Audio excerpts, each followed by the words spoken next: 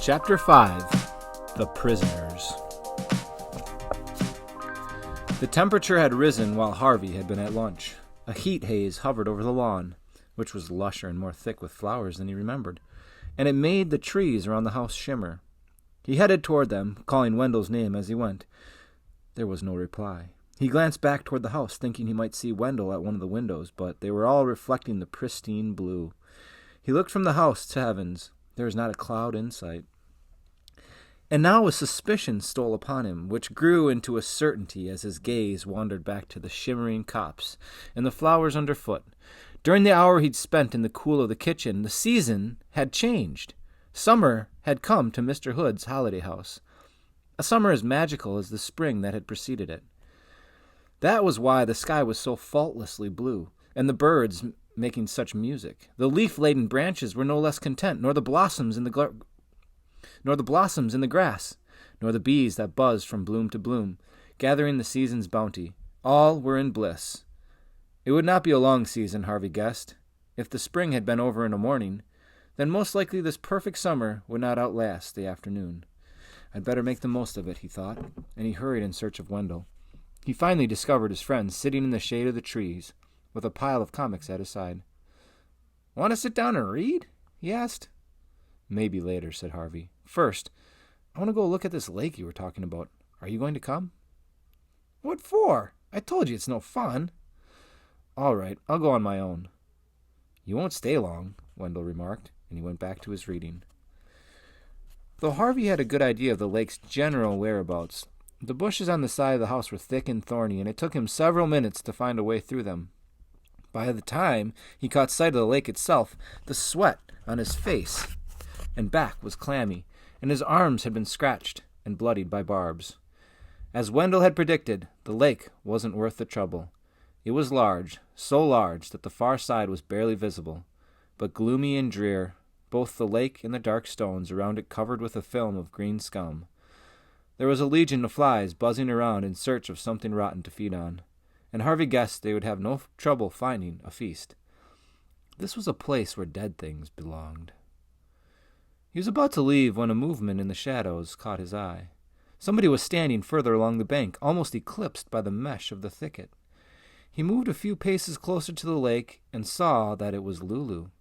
She was perched on the slimy stones at the very edge of the water, gazing into their depths.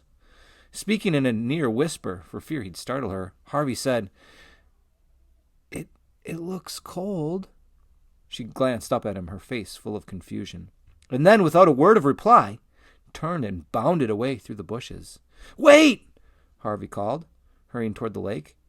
Lulu had already disappeared, however, leaving the thicket shaking. He might have gone in pursuit of her, but the sound of bubbles breaking in the lake took his gaze to the waters, and there, moving just below the coating of scum, he saw the fish. They were almost as large as he was, their gray scales stained and encrusted, their bulbous eyes turned up toward the surface like the eyes of prisoners in a watery pit. They were watching him, he was certain of that, and their scrutiny made him shudder. Were they hungry, he wondered, and praying to their fishy gods that he'd slip on the stones and tumble in? Or were they wishing he'd come with a rod and line so that they could be hauled from the depths and put out of their misery? What a life, he thought. No sun to warm them, no flowers to sniff at or games to play, just the deep, dark waters to circle in, and circle, and circle, and circle. It made him dizzy just watching, and he feared that if he lingered much longer, he'd lose his balance and join them. Gasping with relief, he turned his back on the sight and returned into the sunlight as fast as the barbs would allow. Wendell was sitting underneath the tree. He had 2 bottles of ice-cold soda in the grass beside him, and lobbed one to Harvey as he approached. "Well?" he said. "You were right," Harvey replied. "Nobody in their right mind ever goes there." "I saw Lulu." "What did I tell you?" Wendell crowed. "Nobody in their right minds." "And those fish." "Yeah, I know," Wendell said, pulling a face. "Ugly boogers, aren't they?" Why would Mr. Hood have fish like that? I mean, everything else is so beautiful. The lawns, the house, the orchard. "Who cares?" said Wendell. "I do," said Harvey. "I want to know everything there is to know about this place." "Why?" "So I can tell my mom and dad about it when I get home." "Home? said Wendell. "Who needs it? We've got everything we need here." "I'd still like to know how this all works. Is there some kind of machine making the seasons change?" Wendell pointed up through the branches at the sun. "Does that look mechanical to you?" he said. "Don't be a dope, Harvey. This is all real. It's magic, but it's real." "You think so?" "It's too hot to think," Wendell replied. "Now sit down and shut up." He tossed a few comics in Harvey's direction. "Look through these. Find yourself a monster for tonight." "What's happening tonight?" "Halloween, of course," Wendell said. "It happens every night." Harvey plunked himself down beside Wendell, opened his soda, and began to leaf through the comics, thinking as he leafed and sipped that maybe Wendell was right. And it was too hot to think.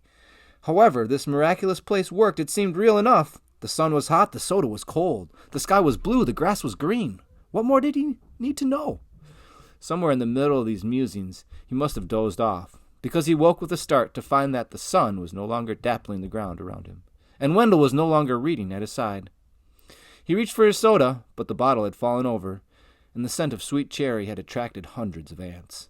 They were crawling over it and into it, many drowning for their greed. As he got to his feet, the first real breeze he'd felt since noon blew, and a leaf, its edges sere, spiraled down to land at his feet. "Autumn," he murmured to himself. Until this moment, standing beneath the creaking boughs, watching the wind shake down the leaves, autumn had always seemed to him the saddest of seasons. It meant that summer was over, and the nights would be growing long and cold. But now, as the drizzle of leaves became a deluge, and the patter of acorns and chestnuts drumming, he laughed to see and hear it coming.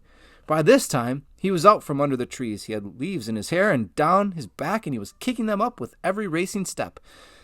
As he reached the porch, the first clouds he'd seen all afternoon crept over the sun, and their shadow made the house, which had wavered in the heat of the afternoon, like a mirage, suddenly loom dark and solid. "You're real," he said, as he stood panting on the porch. "You are, aren't you?" He started to laugh at the foolishness of talking to a house, but the smile went from his face as a voice, so soft he was barely certain he heard it, said, "What do you think, child?" He looked for the speaker, but there was nobody at the threshold, nor out on the porch, nor on the steps behind him. "Who said that?" he demanded. There was no answer, which he was glad of. It hadn't been a voice at all, he told himself. It had been a creak of the boards underfoot, or the rustling of dry leaves in the grass. But he stepped into the house with his heart beating a little faster, reminding himself as he went that the questions weren't welcome here. What did it matter anyway, he thought, whether this was a real place or a dream? It felt real, and that was all that mattered. Satisfied with this, he raced through the house, into the kitchen, where Mrs. Griffin was weighing the table down with treats.